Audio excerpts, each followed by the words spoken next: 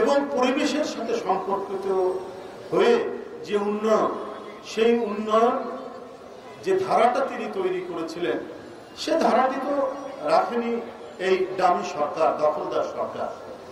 আজকে এই দেশটিকে লুটেরার সরকার বানিয়েছেন, অর্থ পাচারকারী সরকার বানিয়েছেন। তারপরেও খুব ক্ষীণেও হলেও দেশটা টিকে আছে। যে টিকে থাকার যে মূল কারণটি, সেটাও জিয়াউর রহমানের অবদান। সেটা কি? সেটা হচ্ছে এই যে তৈরি পোশাক রপ্তানি এবং ম্যান পাওয়ার রপ্তানি। তার যে খাল কাটা, তার যে কৃষি বিপ্লব, তার যে শিক্ষা বিপ্লব, তার যে শিল্প বিপ্লবের যে অল্প 4.5 বছরের মধ্যে যে বিপুল তরঙ্গ তৈরি করেছিলেন, বাংলার এক প্রান্ত থেকে আরেক প্রান্তে যে অনবদ্য অবদান রেখেছেন, সেইটিকে ভেঙে চুরে এবং সর্বোপরি একটি জাতির যে সার্বভৌমত্বের অন্তর্গত শক্তি, সেই শক্তিকে দুর্বল করেছেন শেখ হাসিনা। সেই শক্তিকে দুর্বল করার পরেও এই বাংলাদেশ যতটুকু টুকি আছে, সেটাও জিয়াউর রহমানের অবদান। সেই অবদানের উপরে এখনো বাংলাদেশ টিকে আছে। আজকে এক একটা যে কেচ্ছা কাহিনী শুনছি, সাবেক সেনাপ্রধান, সাবেক পুলিশ প্রধান, এটা শুধু দুইটা।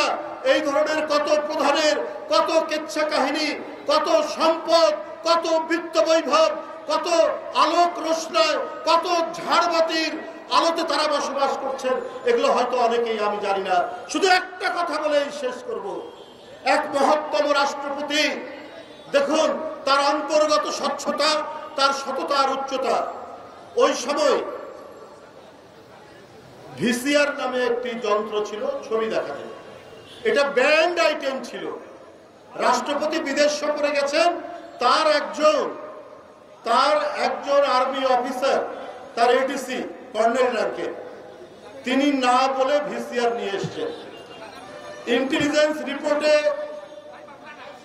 জিয়াউর রহমান শুনতে পেরেছেন। শুনতে পেরে উনি বাসাতে পৌঁছানোর সাথে সাথে তাকে বরখাস্ত করেছেন। এইটা হচ্ছে একটি অনবদ্য দৃষ্টান্ত। এইটাই